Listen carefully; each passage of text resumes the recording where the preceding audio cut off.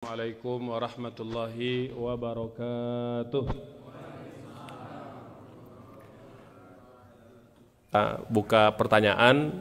Ini juga baru sesi yang pertama ya. Insya Allah nanti di pertemuan berikutnya kita akan lanjutkan apa saja akhlak-akhlak kita kepada Allah Subhanahu wa Ta'ala. Mangga, silakan Bapak Ibu yang mau bertanya. Baik, makasih. Silakan Pak. Ya, ada Bapak satu di belakang. Silakan Pak. Ibu-ibu juga yang mau nanya silakan, boleh nanti dikasih mic. Ya, silakan. Ibu-ibu ada yang mau nanya? Belum ada ya?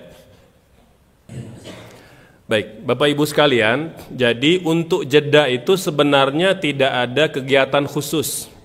Yang penting jeda saja ya. Tarwih itu artinya sholat rokaat yang ada istirahatnya setiap 4 rokaat. Tarawih berarti ada berkali-kali istirahatnya, 4 istirahat gitu ya. Nah, jeda itu intinya Bapak Ibu. Jadi jangan langsung kita berdiri ke rokaat 2 rokaat atau 4 rokaat berikutnya. Ada jeda, terserah mau apa, mau zikir saja gitu ya. Kalau di masa kekhalifahan Utsmani itu kan banyak muncul gerakan Syiah gitu ya. Ini kan mereka ingin memisahkan antara Nabi dengan para sahabat yang mulia, Abu Bakar, Umar, Utsman. Mereka pengen Ali saja. Makanya ijtihad para ulama ketika itu ya, agar kita bisa melawan arus orang-orang Syiah yang mau mengkafirkan Abu Bakar, Umar, Utsman ini, maka ditambah sholawat. Ya. Apa bunyi sholawatnya itu? As-salatu ala khalifatil awal ala khalifatil ula. Itu begitu Bapak Ibu ya, tujuannya apa? Sebenarnya untuk mengisi jeda 4 rokaat itu biar dia tidak langsung ke rokaat berikutnya. Dan di waktu yang sama ada gerakan Syiah yang suka mengkafirkan Abu Bakar, Umar dan Utsman. Maka ulama waktu itu mengatakan udah kalau gitu kita tambahkan kalimat as-salatu ala khalifatil ula ya, semoga keselamatan terlimpah kepada khalifah yang pertama Abu Bakar As-Siddiq radhiyallahu an. Itu begitu Bapak Ibu. Maka secara umum karena dia bukan ritual yang khusus semacam doa saja, maka boleh-boleh saja. Atau kita mau jeda dengan zikir masing-masing, boleh, nggak ada masalah. Mau zikir jama'i juga boleh. Yang penting sunnahnya adalah kita tidak langsung ke rokaat berikutnya, karena yang namanya tarawih itu ada jedanya setiap 4 rokaat. Maka kalau saya jadi imam tarawih Bapak Ibu, saya jeda aja ya. Karena memang tidak ada kegiatan khusus, jeda, mungkin saya zikir ya, mungkin sekitar 1-2 menit baru saya berdiri gitu. Itu begitu Bapak Ibu, agar kita dapat menjalankan sunnah tarawih gitu ya. Wallahu alam. Mangga, ada yang lain silakan. Ya, Bapak. Baik. Ya, baik. Nah, ini saya gabungkan aja ya. Intinya karena kita sudah di sepertiga yang terakhir ya. Hari ini sudah hari ke-19 ya, artinya sudah diambang diambang 10 malam yang terakhir. Bapak Ibu sekalian, kata Ibunda Aisyah pada hadis Bukhari, Nabi itu di 10 hari yang terakhir sudah memasang ancang-ancang kuda-kuda untuk melipat gandakan ibadah. Berbeda dengan 10 malam pertama, 10 malam kedua. Jadi mujahadahnya lebih besar di 10 malam yang terakhir. Mengapa? Karena di 10 malam yang terakhir ini ada malam yang paling mulia, namanya malam Lailatul Qadar. Dan itu mulainya sejak malam 21 sampai terakhir Ramadan ya. Dan di antara ibadah yang tak pernah Nabi tinggalkan Bapak Ibu, seumur hidup Nabi, beliau tak pernah meninggalkan ibadah ini, yaitu ibadah i'tikaf. Jadi kalau Bapak Ibu bertanya apa amal yang paling utama 10 malam terakhir ini, itu i'tikaf Bapak Ibu. Apa itu i'tikaf? I'tikaf adalah berdiam diri di masjid, memperbanyak ibadah, melepaskan diri dari kegiatan keduniaan sementara waktu selama 10 malam yang terakhir atau 10 hari yang terakhir. Itu idealnya Bapak Ibu. Makanya kebanyakan ulama mengatakan tidak dikatakan i'tikaf kalau dia tidak dikerjakan 10 malam yang terakhir. Imam Syafi'i mengatakan minimal dinamakan i'tikaf 24 jam. Sehari semalam. Jadi boleh kalong itu kita. Jadi tapi ya kalau kita keluar ya berarti tidak full pahalanya, ya. Namun mayoritas para ulama mengatakan kalau kita punya keterbatasan, punya uzur, kita boleh i'tikaf niatnya seberapapun yang kita bisa. Mungkin hanya malam hari saja, atau hanya pada malam-malam ganjil saja, 21, 23, 25, 27, 29 boleh. Ya. Jadi Bapak Ibu, i'tikaf kita lakukan di masjid. Tidak boleh di rumah. Kecuali kalau seperti dulu ya, pandemi ya, wabah penyakit. Nah, itu ada pengkhususan. Dalam kondisi normal, i'tikaf tidak sah dilakukan kecuali di masjid. Begitu pula wanita Bapak Ibu. Tidak ada istilahnya i'tikaf wanita di rumah. Bahkan istri-istri Nabi itu ikut i'tikaf Bapak Ibu. Nabi wafat, nah istri-istri Nabi masih melanjutkan budaya i'tikaf di masjid. Jadi tidak ada masalah wanita ya itu i'tikaf di masjid. Tinggal memastikan nanti kondisi tempat keadaannya kondusif untuk ibu-ibu dan para muslimah untuk bisa beriktikaf. Ya. Kemudian Bapak Ibu, tujuan i'tikaf itu adalah melepaskan diri dari kesibukan duniawi. Jadi memang kita tinggalkan itu. Pekerjaan, profesi itu tinggal dulu sementara. Kita fokus 10 hari terakhir untuk memperbanyak ibadah. Ya, makanya keluar masjid saja tanpa uzur itu batal i'tikafnya. Dia harus di masjid Bapak Ibu. Ya. Boleh nggak Pak, saya keluar bentar ngambil kolak pisang ke rumah istri. Nah, itu batal i'tikafnya.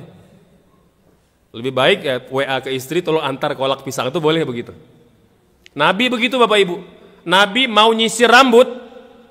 Dulu karena kan dinding rumah Nabi, kamar Aisyah itu kan dempet dengan Masjid Nabawi. Dia tinggal mengulurkan kepalanya. Jadi Aisyah nyisir rambut dari luar masjid. Jadi saking ingin mempertahankan tidak keluar dari masjid. Ya. Ini i'tikaf di mana? Biasanya kalau di sini ada i'tikaf. Di bawah atau di atas? Di atas. Alhamdulillah.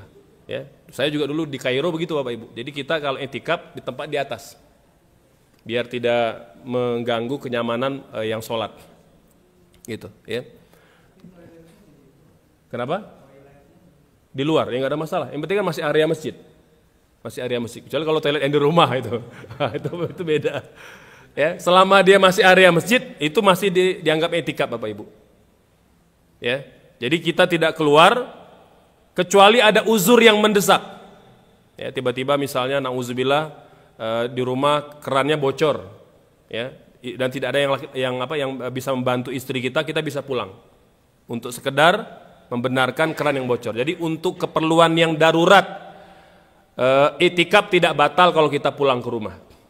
Tapi selain darurat, tidak dapat membatalkan i'tikaf. Artinya, ya pahala kita tidak akan sesempurna kalau kita full selama 10 hari Bapak Ibu. Dan i'tikaf itu tujuannya Bapak Ibu apa? Selain tadi fokus ibadah, yang kedua, menghidupkan siang dan malam Ramadan. Jadi kita i'tikaf bukan pindah tempat tidur Bapak Ibu. Seperti kebanyakan orang hari ini. Jadi tujuan i'tikaf itu bawa tenda, bawa bantal, tidur. Ini menyalahi tujuan i'tikaf. Itu percuma aja ke masjid Bapak Ibu. Di rumah mungkin diomelin istri gitu ya. Bukan begitu. Tujuan i'tikaf itu kita mengurangi istirahat Bapak Ibu. Mengurangi istirahat. Di rumah kita mungkin tidur 8 jam sehari, di masjid mungkin hanya 2 jam, 3 jam kita tidur. Sepanjang itu kita akan tilawah, zikir, majelis ilmu, ya. Kemudian bincang-bincang, diskusi seputar ilmu, itu begitu. Artinya jangan ada waktu yang terbuang semata-mata untuk tidur. Ya kalau sudah lelah, capek, kita istirahat. Tapi jangan sampai kadar tidurnya itu lebih banyak dari yang di rumah. Di rumah 8 jam, di masjid jadi 12 jam. Musibah itu Bapak Ibu.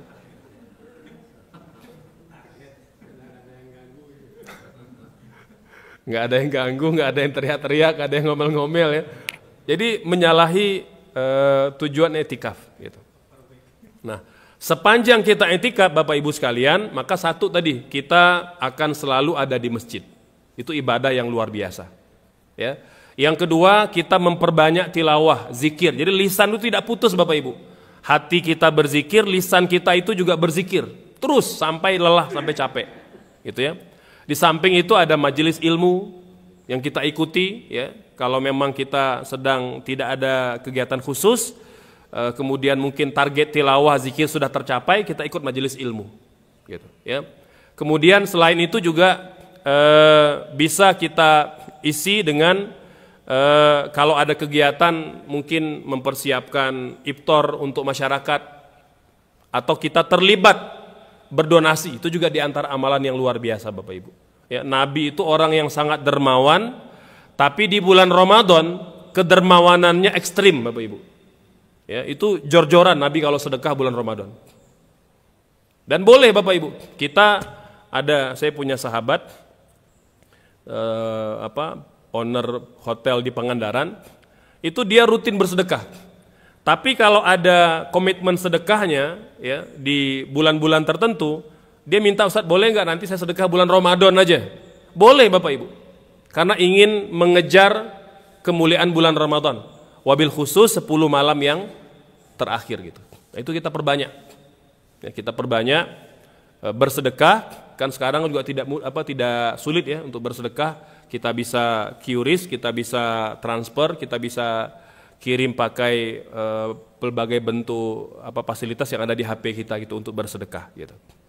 Dan yang tidak kalah penting Bapak Ibu sekalian, kita perlu ketahui di dalam etikaf itu ada adab-adabnya. Adab yang pertama adalah kita senantiasa dawamul wudu. Jadi tidak putus wudunya. Kalau kita tertidur ya udah putus wudunya kan. Tapi kalau kita sadar, kita kentut, buang angin, langsung berwudu. Itu adabnya. Ya. Jadi kita tidak putus berwudu. Yang kedua, kita tidak ghibah Bapak Ibu, tidak gosip. Ya, jadi jangan sampai seperti ya kebanyakan masjid Bapak Ibu. Ya, makanya saya kalau etikaf di masjid tertentu nggak ngomong-ngomong ke orang lain. Karena kalau ketahuan tempat nanti pada datang dan pada ngobrol.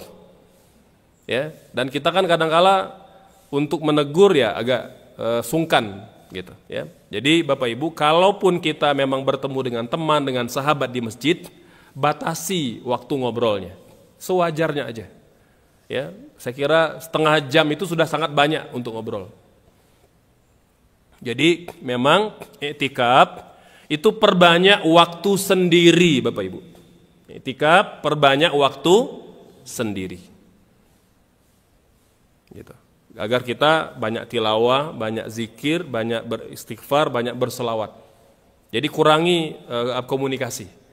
Karena kalau komunikasi kebiasaannya Bapak Ibu itu pasti nyerempet hal-hal yang tidak perlu. Dan itu tidak disarankan gitu. Ya. Kemudian kita upayakan kalau bisa sudah ada di masjid sebelum maghrib malam 21. Itu yang paling afdol Bapak Ibu. Meskipun ada pendapat yang kedua mengatakan subuh pagi 21. Subuh pagi 21. Gitu ya. Nah, namun sebenarnya Nabi, ada yang mengatakan bahwa Nabi itu masuk i'tikaf subuh 21. Padahal mayoritas para ulama mengatakan Nabi itu sebenarnya sudah ke masjid maghrib malam 21.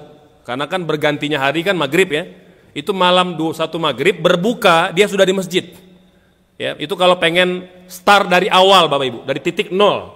Itu maghrib sudah di masjid. Nah, mengapa ada hadis Nabi masuk ke tempat i'tikaf pagi 21, itu masuk ke tenda Bapak Ibu. Jadi sunnahnya memang kalau i'tikaf itu pakai tenda. Tapi jangan tenda peleton itu ya. tenda komandangan itu kan besar sekali. Tenda kita sendiri aja, biar lebih fokus. Kalau nggak pakai tenda, pakai kelambu. Kami dulu kalau di Mesir itu Bapak, itu pakai oleh DKM dibuat kelambu-kelambu. Jadi kayak tirai-tirai begitu batasnya. Ya. Jadi biar fokus. Jadi kita tidak melihat orang ini sebelah gitu, biar fokus gitu. Ya. Nah, Nabi Bapak Ibu ke masjid maghrib malam 21. Jadi dia di aula masjid. Cuma pagi fajar 21 beliau masuk ke tendanya. Itu kata ulama. Mengapa ada hadis Nabi masuk ke tempat i'tikaf pagi 21? Itu maksudnya masuk ke tendanya. Adapun ke masjid Nabi sejak maghrib.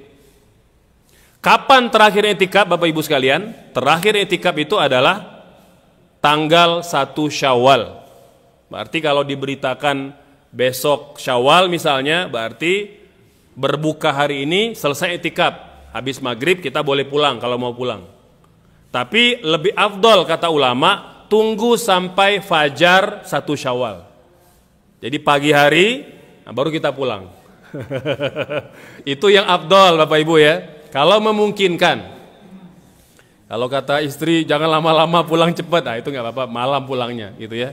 Nah, tapi kalau pengen afdol, Nabi biasanya itu pagi lebaran, habis subuh, baru Nabi pulang, mandi dan persiapan ke masjid untuk sholat id atau ke lapangan untuk sholat id.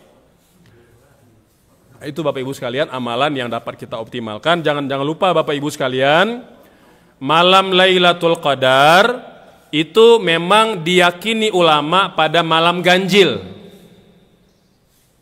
Pada malam ganjil, maka malam-malam ganjil upayakan memang kita tidak tidur sama sekali. Full begadang. Tapi untuk ibadah tilawah, berzikir, istighfar, salawat, itu malam-malam ganjil.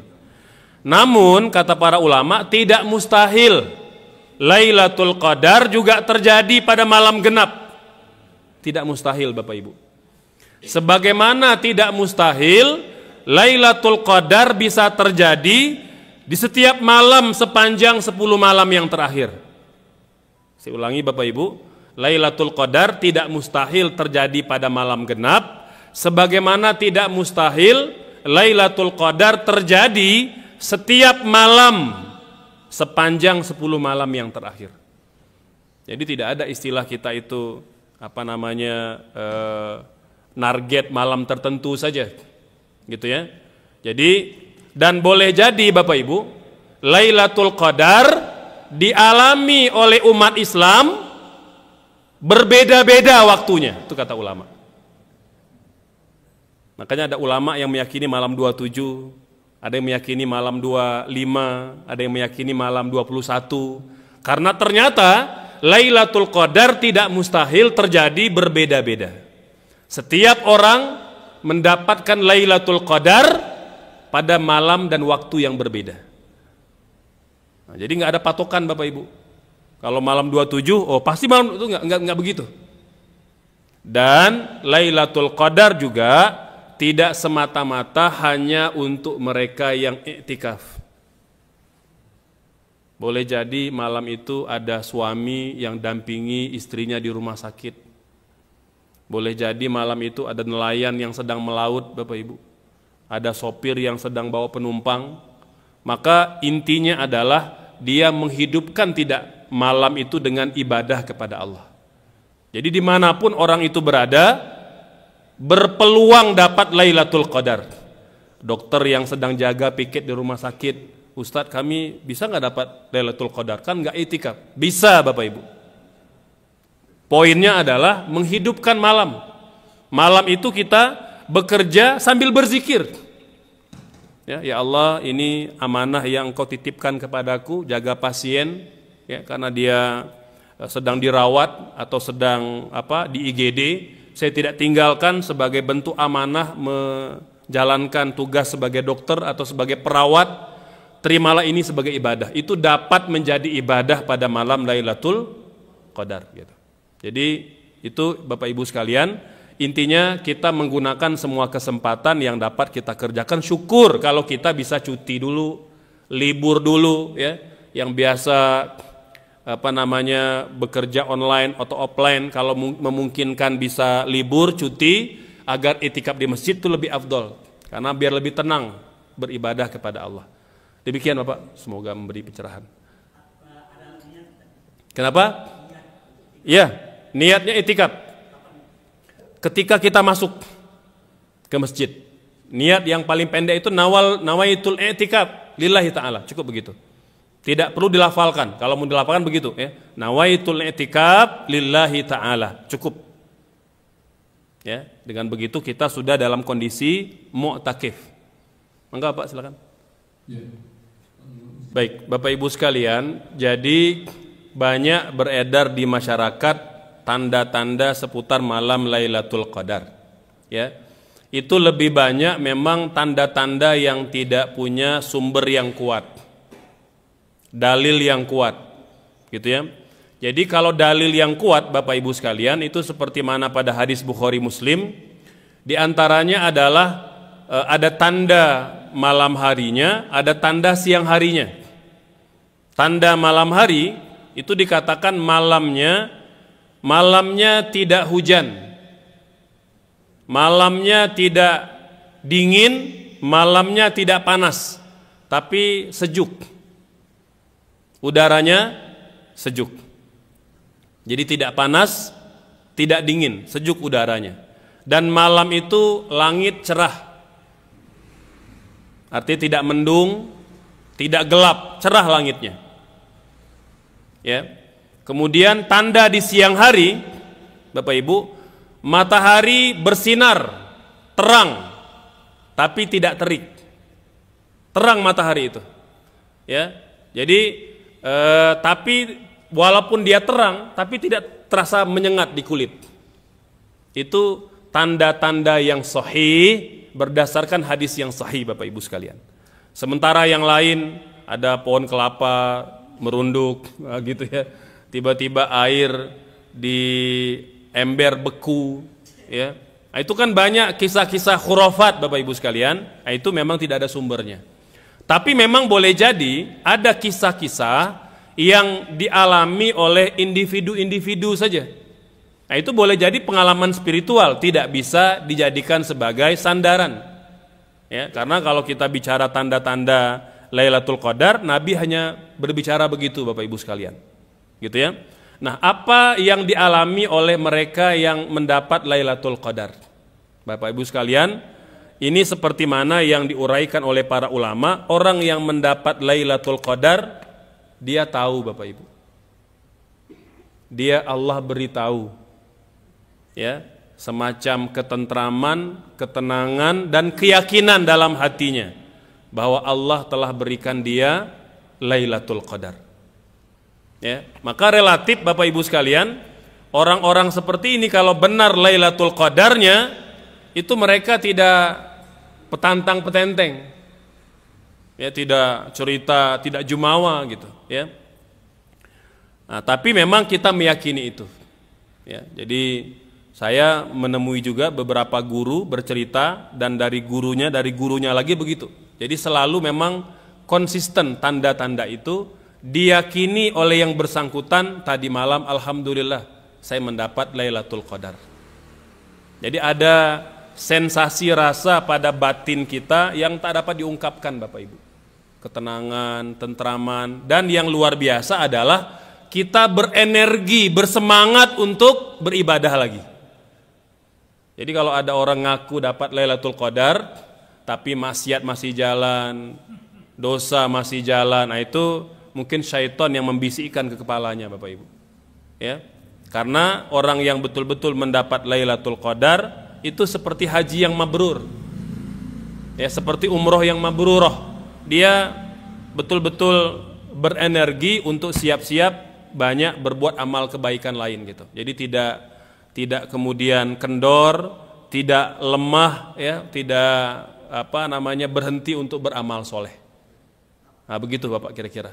Ya, jadi kita berdoa semoga kita yang hadir pada pagi ini semuanya mendapat malam Lailatul Qadar.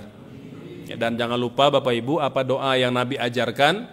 Kita perbanyak baca pada malam-malam 10 malam yang terakhir ini, wabil khusus kalau memang kita meyakini malam itu malam Lailatul Qadar, Allahumma innaka afuun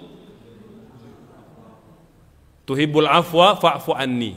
Itu kalau mau sendiri. Kalau kita mau mendoakan juga keluarga kita boleh, Allahumma innaka afuun tuhibbul afwa fa'fu anna. Nah, bisa begitu.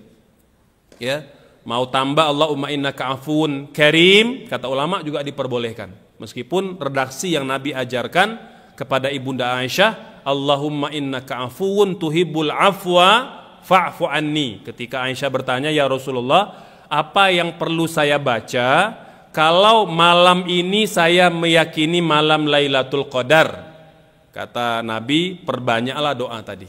Allahumma innaka afuun tuhibbul afwa fa'fu anni. Wallahu alam. Mangga kalau masih ada, ya. Ya, Bapak nanti ya Kang. Silakan. Seandainya pas malam itu Lailatul Qadar, mungkin karena misalnya kita capek tiduran gitu, justru nggak zikir, tiduran, itu kira-kira dapat nggak gitu ya? Baik. Ya. Yang kedua ya. Waalaikumsalam warahmatullah. Mungkin saja yang terakhir ya. Jadi tidak ada surah khusus Bapak Ibu yang perlu dibaca pada malam Lailatul Qadar. Tapi kalau kita mau tabarukan ya, tabarukan itu mengambil barokah surah Al-Qadar dibaca pada malam Lailatul Qadar itu diperbolehkan. Boleh, nggak ada masalah. Walaupun memang tidak ada surah khusus yang perlu kita baca. Bahkan jika memungkinkan kalau kita mampu malam itu kita khatam baca Qur'annya. Nah, kuat nggak itu kira-kira kalau baca? Ya. Imam Syafi'i kan sampai usia tua beliau bisa khatam semalam sekali, siang sekali, malam sekali. Nah, itu kira-kira mampu nggak kita baca 30 juz malam itu? Kalau bisa, masya Allah, itu luar biasa Bapak Ibu. Ya, jadi memang tidak ada istirahat, full untuk tilawah. Ya, kalau mampu, kalau tidak kita bisa kerjakan ibadah yang kita mampu kerjakan. Kemudian bagaimana kalau kita tertidur? Bapak Ibu sekalian, makanya satu kata ulama, Lailatul Qadar tidak akan diberikan kepada mereka yang tidak menginginkan. Jadi syarat utama itu pingin dulu Bapak Ibu. Kita pengen nggak? Kalau nggak pengen, jangan mimpi tiba-tiba kita dikasih oleh Allah. Nggak mungkin kata ulama. Lailatul Qadar hanya diberikan kepada mereka yang menginginkannya. Maka Bapak Ibu, ini mulai hari ini juga langsung ya, ikrarkan, ya Allah, saya ingin Lailatul Qadar. Ingin dulu Bapak Ibu. Yang kedua, persiapkan. Persiapkan. Masa kita mau perang nggak persiapan Bapak Ibu? Masa sama pahalanya orang yang mempersiapkan dengan yang tidak mempersiapkan? Beda Bapak Ibu sekalian. Maka persiapkan. Kan kita kalau dulu, ingat Bapak Ibu, kalau mau lulus kuliah, mau lulus ujian, apa yang kita kerjakan? Doping, gitu ya, istirahat, jaga makan, biar tidak mengantuk. Begitulah yang kita persiapkan Bapak Ibu. Ini kita sedang berperang melawan syaitan ini. Ya, jadi kalau syaitan diikat pada bulan Ramadan, itu syaitan-syaitan yang panglima-panglima aja. Kata ulama, syaitan-syaitan yang kecil-kecil itu masih bertebaran itu. Makanya ada yang tidak puasa, ada yang maksiat di bulan Ramadan. Karena yang diikat itu hanya jenderal-jenderalnya aja. Yang kopralnya itu masih banyak itu, bertebaran. yang apa, tentara-tentara rendah itu masih bertebaran. Maka kita persiapkan Bapak Ibu sekalian, persiapkan. Ya, artinya ini malam mau begadang nih. Berarti bagaimana agar tidak mengantuk, agar tidak tidur di malam hari. Jangan terlalu lelah, gitu ya. Makan jangan terlalu banyak ketika iftar. Itu kita persiapkan Bapak Ibu. Kita kan pengen sesuatu yang istimewa. Masa tidak menunjukkan kesungguhan gitu. Enak banget kita ini. Pengen yang istimewa tapi tidak punya mujahadah. Nanti ya Allah ini gimana nih saya tertidur. Jadi harus ada usaha itu. Jadi pertama menginginkan, yang kedua mempersiapkan. Nah Bapak Ibu, ketika kita di puncak kelelahan, kita ikhtiar, istighfar, tilawah, dan sudah macam-macam gitu ya. Mungkin ada setengah jam kita terlelap, tertidur, maka tetap Bapak Ibu yang dihitung itu adalah ketika kita bangun di malam itu, ya, dan kita ikhtiar untuk mendapatkan itu, ya. Nah, Bapak Ibu sekalian, yang ketiga juga kata para ulama, memang Lailatul Qadar diberikan tidak ke semua umat Islam. Jadi tidak semua dapat Bapak Ibu sekalian, ya. Tetapi kita harus mengikhtiarkan itu. Dan dia tidak bergantung kepada nasab, tidak bergantung kepada ilmu, tidak bergantung kepada popularitas. Mungkin dia kiai besar, ulama besar, tidak Bapak Ibu. Ya, tetapi bagaimana ikhtiar kita.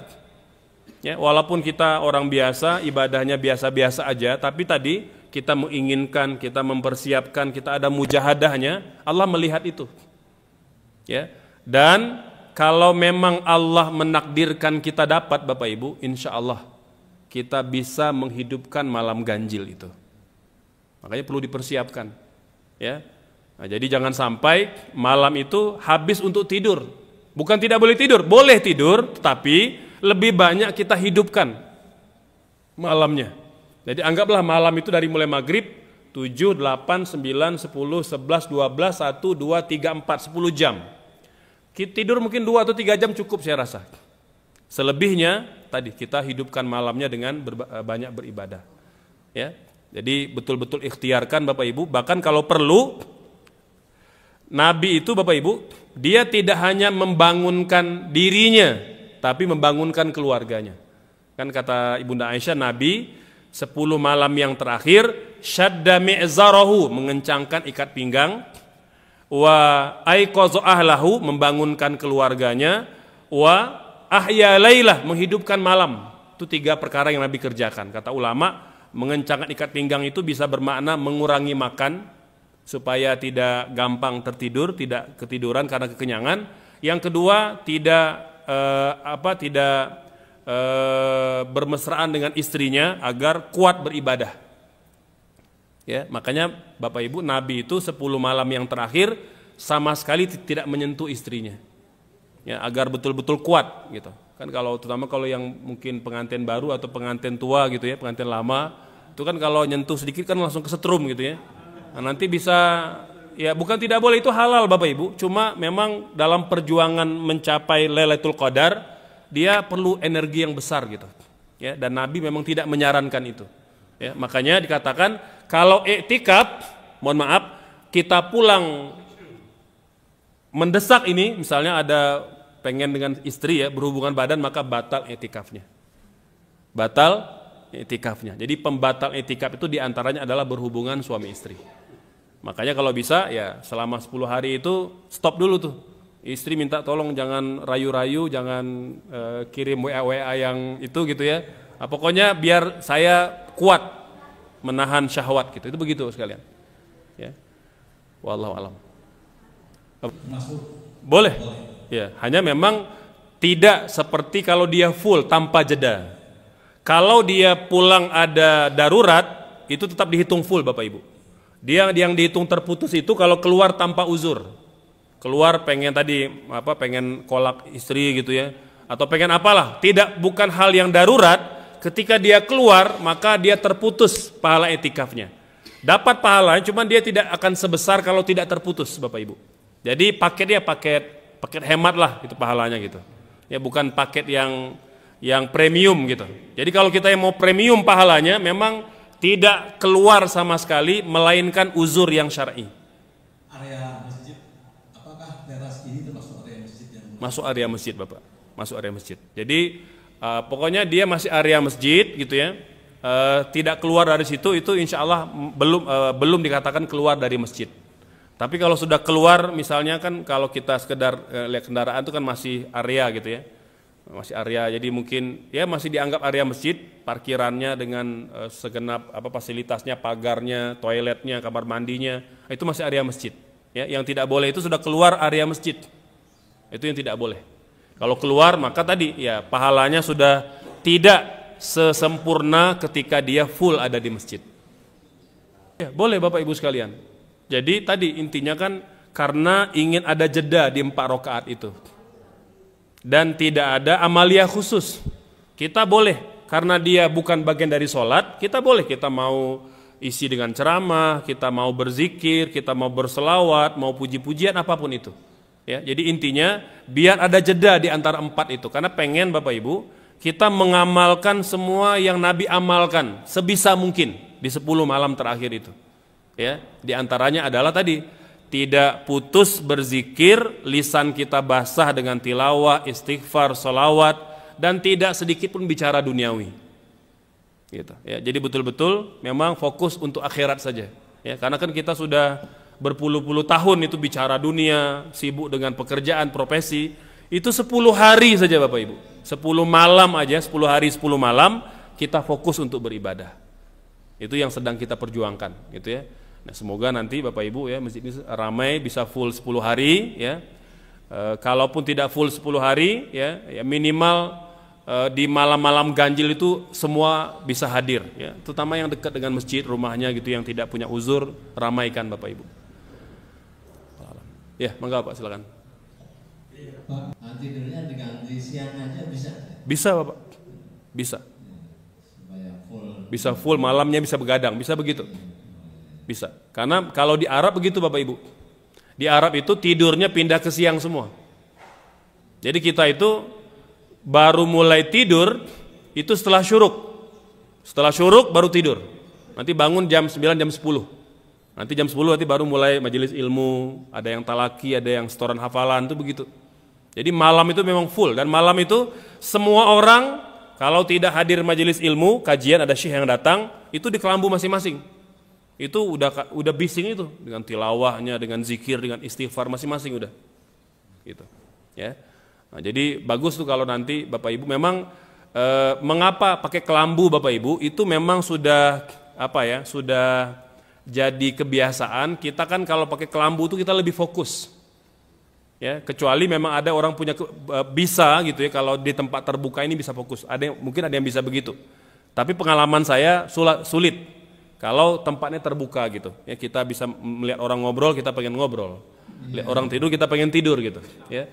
Nah, jadi minimal kalaupun tidak kelambu, Bapak Ibu, kita mojok ke dinding langsung gitu. Karena kalau kita dibatasi pandangannya, itu mudah fokus. Ya, kalau di situ kita di belakang ini kan luas, itu kan nanti ini pikirannya traveling nanti itu kemana-mana pikirannya itu. Apalagi kalau ada handphone, udah. Ya, dulu alhamdulillah saya belum ada smartphone dulu ketika di Kairo, jadi cuman paling mewah itu HP pager atau HP Nokia yang layar kecil itu. Jadi ya hanya bisa SMS gitu ya ke istri atau ke anak-anak, ke keluarga, jadi bisa lebih fokus. Nah sekarang mungkin ya di antara hal yang mungkin bisa membantu itu Bapak Ibu ya, kalau bisa memang handphone itu, kalau bisa Bapak Ibu ya, itu memang ditinggal di rumah. Ya, jadi kita tidak bawa handphone ke masjid. Karena memang ini tantangan terbesar hari ini, apalagi yang muda-muda. Terima kasih. Enggak.